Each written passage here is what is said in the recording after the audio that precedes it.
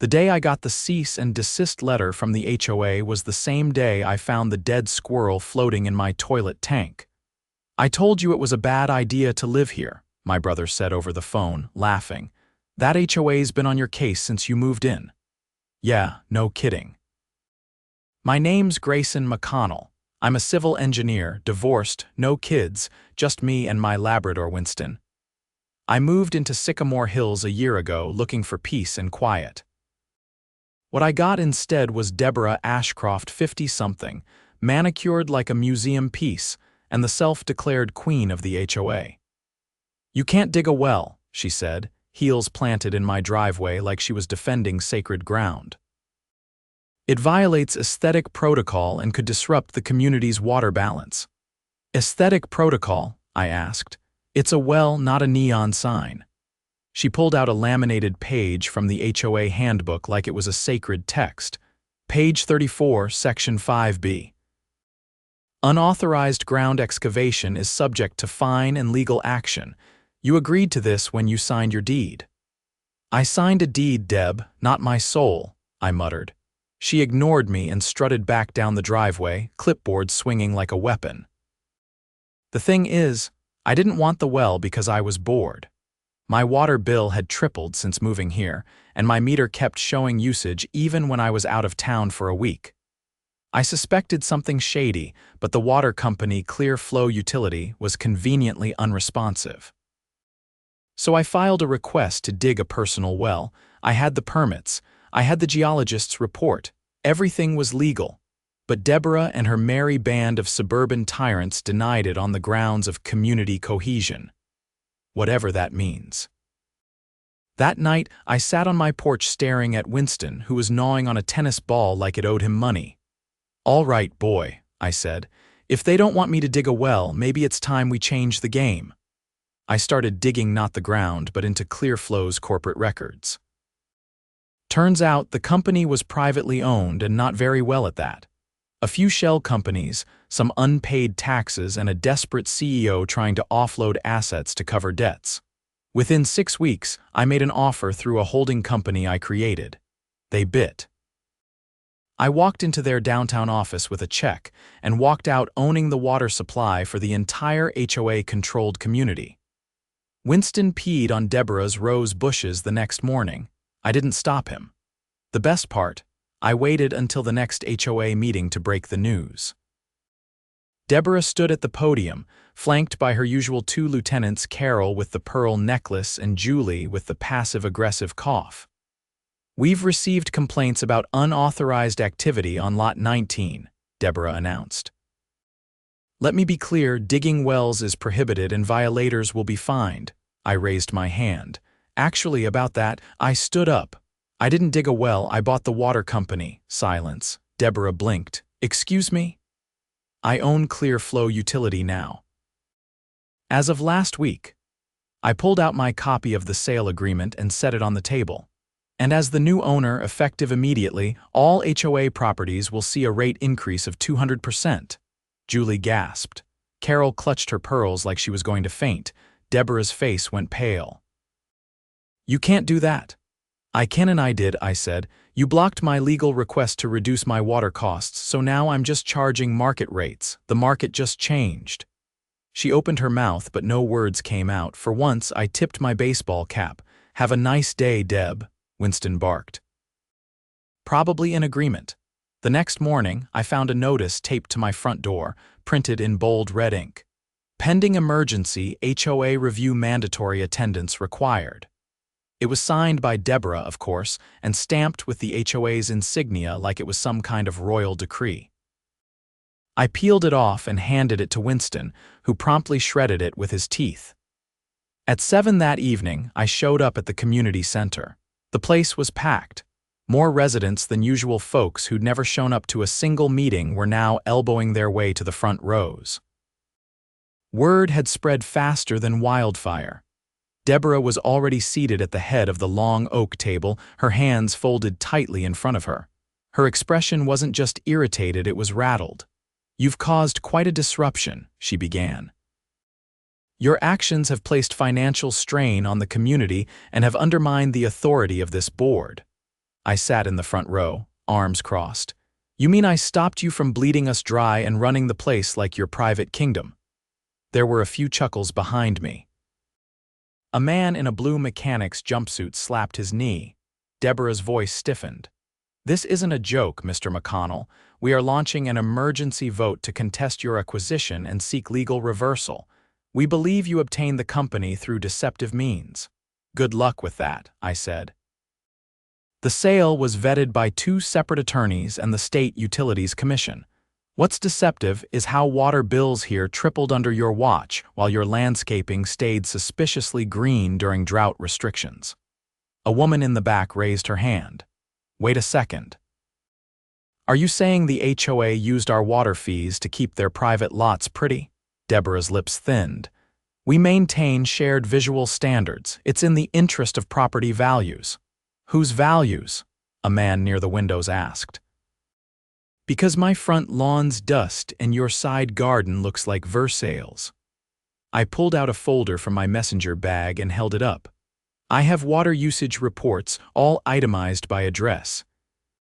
The top 5 consumers in the neighborhood are all sitting up there at that table. Carol opened her mouth, but I cut in. And get this, the HOA's own bylaws state that no more than 15% of communal funds can be used for aesthetic upkeep.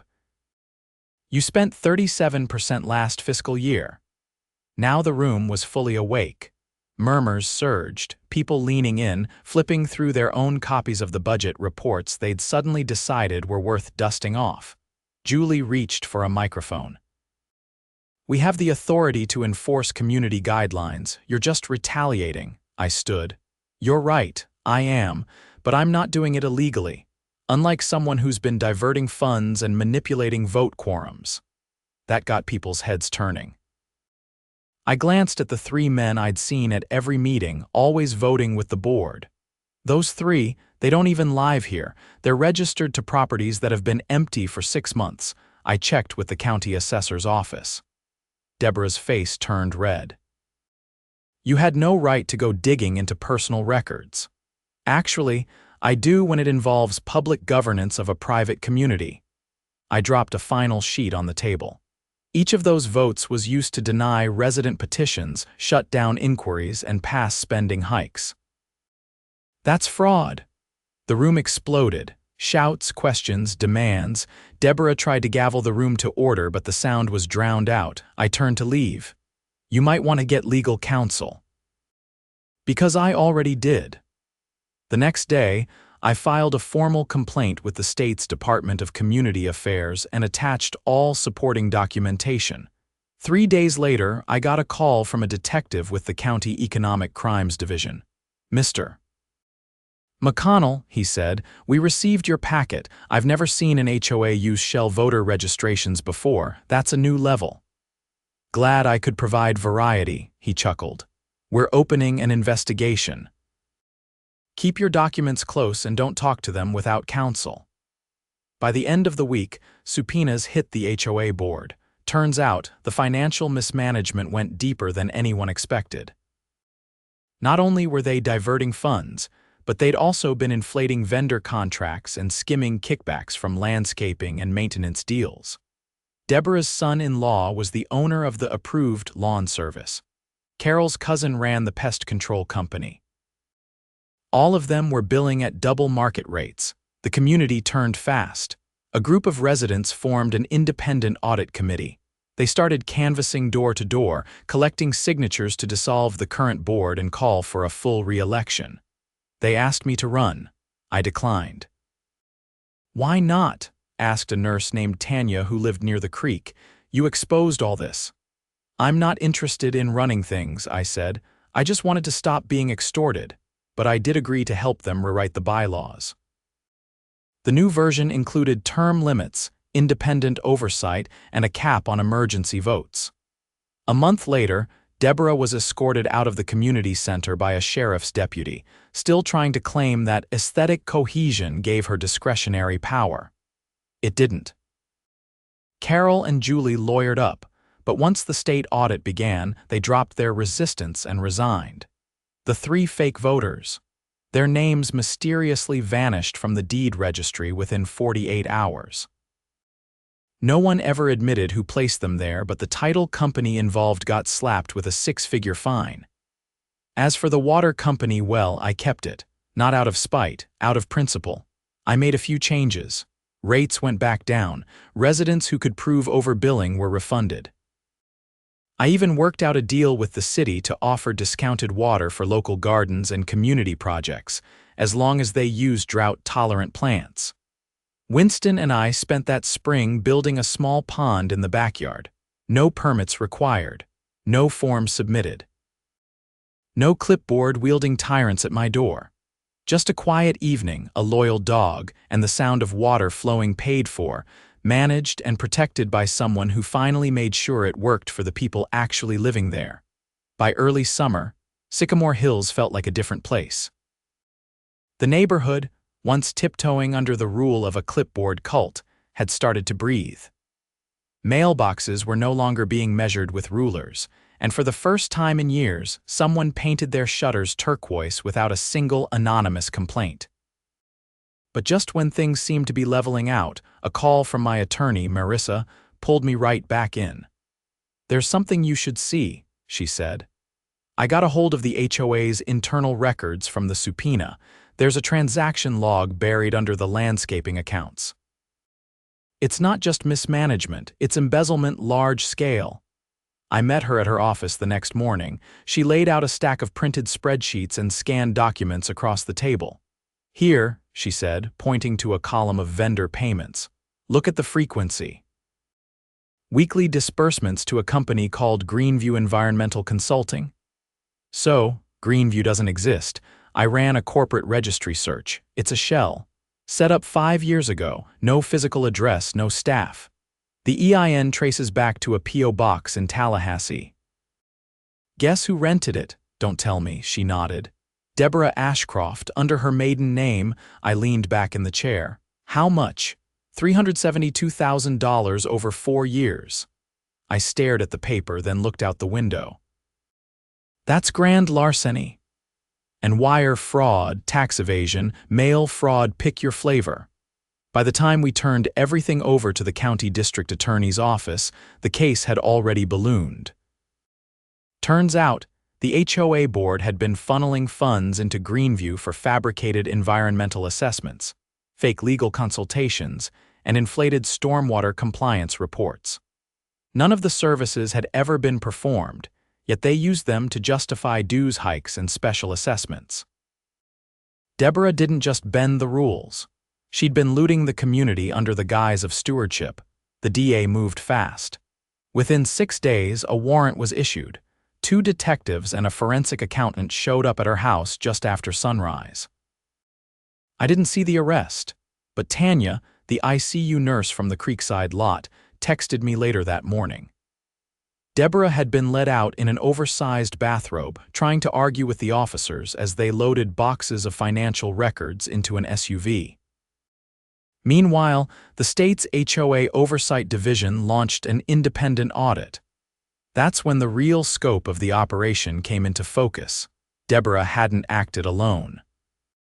Her nephew, a junior accountant who'd worked briefly for a property management firm, had been instrumental in doctoring financial statements.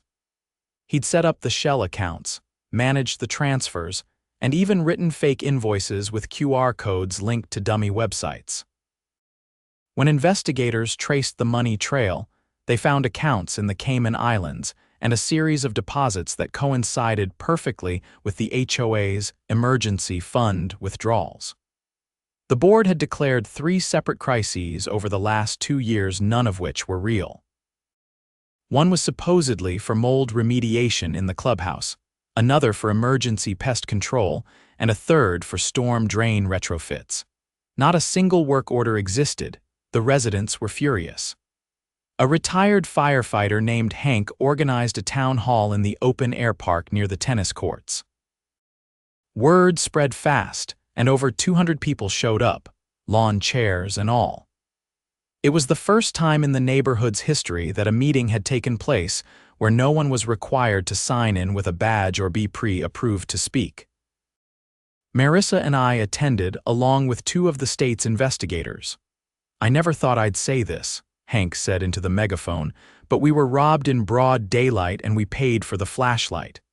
There wasn't a single voice of dissent. A young couple stood up next, holding hands. We were fined twice for repainting our door a shade off from the approved palette. We had to use our vacation savings to fight it. The woman's voice cracked. Now we find out the money went to a fake company. Another man, an Iraq War vet named Victor, spoke up. I built my own fence after they denied my request 3 times. They said it didn't conform to community rhythm. Turns out they just didn't like me, and I still paid into their slush fund. The air was electric, not angry, determined. The committee organizing the re-election process decided to push forward with a complete bylaw overhaul. I helped draft the new rules, which included independent auditing, capped discretionary spending, and a mandatory resident vote on any structural changes over a certain threshold. But the real game changer was the clause we added to prevent future concentration of power. No resident could serve more than 1 term on the board within a 10-year period, and no family member of a current or past board member could run in the same cycle. The vote passed unanimously. Meanwhile, Deborah's trial date was set for early fall. The DA was confident, especially after her nephew turned state's witness in exchange for reduced sentencing. He brought receipts, literally. Emails, transfer logs, and even handwritten notes where Deborah had detailed talking points for covering up discrepancies. Phrases like blame vendor error and weather-related delays appeared multiple times. She was charged with 8 counts, including felony theft, fraud, and conspiracy. Her bail was denied after prosecutors demonstrated she had attempted to liquidate assets and transfer money offshore the week before her arrest. The neighborhood, no longer shackled by fear or fines, began reshaping itself. Fences went up where they were practical, not ornamental. People painted their homes colors they actually liked. A group of high schoolers built a community garden in the vacant lot that was once earmarked for a decorative gazebo that never got built, despite the HOA collecting funds for it twice. Winston and I spent our mornings walking the loop around the pond, now refilled thanks to a properly managed water supply. I'd hired a small team to help with operations, including a hydrologist and a local contractor who specialized in sustainable irrigation. We even started offering reduced-rate hookups for low-income households in nearby neighborhoods. One afternoon, while adjusting a valve near the southern line, I heard footsteps behind me. It was Victor, the vet, carrying a clipboard. "Thought you hated those things," I said. He laughed. "This one's different. We're setting up a neighborhood safety patrol, volunteers only, no patrol cars, no fines, just folks watching out for each other." I nodded. "Finally feels like a place people live, not just exist." He glanced around. "You know what the wildest part is? We thought we were powerless, but all it took was someone saying no and meaning it." I looked down at the wrench in my hand. Sometimes that's all it takes. As the sun dipped behind the rooftops, casting long shadows over the newly freed community, I realized something. Justice wasn't loud. It wasn't flashy. It didn't come with parades or headlines. It came in the form of freshly painted homes, fences that made sense, and a water bill that didn't feel like extortion. And it tasted a whole lot better from a garden hose you built yourself. It was late August when the first indictment came through for the contractor who'd taken kickbacks from the HOA. Up until then, most of the fallout had centered around Deborah and her inner circle, but the wider net had begun to tighten. The contractor, a man named Saul Beringer, had submitted over 50 fake invoices for work that was never done. Investigators found that he'd been billing for monthly water quality tests at the community pool, a pool that had been drained for over a year. When the news hit the local paper, residents started digging through their own records. Tanya stopped me outside the community center as I was locking up after a meeting about the upcoming board vote. "There's something off with the paving work they did on Maple Ridge Lane," she said. I pulled the permits from the county office. They were never approved. You mean the repaving they charged everyone for last spring? She nodded. I called the county inspector listed on the job. He told me no one from his office ever signed off. The permit number printed on the HOA newsletter doesn't even exist. By then, we had a streamlined process for collecting evidence. Victor, the veteran, had set up a secure online repository with folders for every major expense category. Residents uploaded photos, documents, and emails. What started as a trickle became a flood. The tennis court resurfacing, done with substandard material and only half the surface was treated. The playground upgrade. The new structures were secondhand, repainted to look new, and purchased from a liquidation sale 3 towns over. A clear pattern had emerged. The HOA had been laundering funds through a network of fake or complicit vendors, marking up costs and pocketing the difference. The state's attorney general dispatched a special investigator. Residents were interviewed under oath. Marissa accompanied several of them, including a retiree who'd been threatened with foreclosure over a disputed $42 fine. Her story revealed more than just abuse. It confirmed that the HOA had been using legal intimidation as a method of silencing dissent. The foreclosure notices, it turned out, had been generated not by a court, but by a paralegal service owned by Deborah's cousin, who had no legal credentials. Within weeks, multiple subpoenas were issued. The county clerk froze all HOA funds. A judge appointed an external receiver to oversee the finances until a new board could be installed. One evening, I was walking Winston past the old clubhouse when a voice called out from the shadows near the bike racks. "You set all this in motion." I turned. It was Carol. She looked thinner, worn out, like the scaffolding of her perfectly curated life had collapsed. She wasn't wearing pearls anymore, just a plain gray sweater and jeans that hung loose at the waist. "You knew what was happening," I said. "You signed the checks. You approved the budgets." Her voice was barely audible. "I thought it was just politics, that she was being strategic. I didn't want to ask questions."